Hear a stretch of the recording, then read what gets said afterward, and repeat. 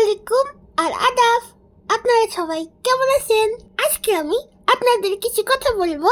দাঁড়ান তো একটু বসে নিই। আচ্ছা, এখন বলি।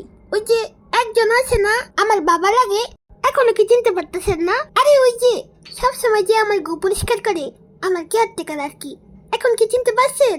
সে তো শুধু আমার কেয়ারটেকার না, আমার ক্যামেরাম্যানও। তো তার নাকি আগামীকাল থেকে পরীক্ষা শুরু হবে। যেহেতু সে আমার জন্য ফ্রি ক্যামেরাম্যানের কাজ করে, তাই এখন আপাতত আমার পক্ষে নতুন একটা ক্যামেরাম্যান জোগাড় করা একটু কষ্ট। তাই তার পরীক্ষা শেষ হয় না পর্যন্ত আমি আপনাদের কাছে একটু কম আসবো, কিন্তু আসবো অবশ্যই, কারণ আপনাদের ছাড়া আমার ভালো লাগে না। অক্টোবরের 9 তারিখ পর্যন্ত আমার কেয়ারটেকারের পরীক্ষা চলবে। আজকের ভিডিও শেষ করার আগে আমি দুইজনের নাম নিব।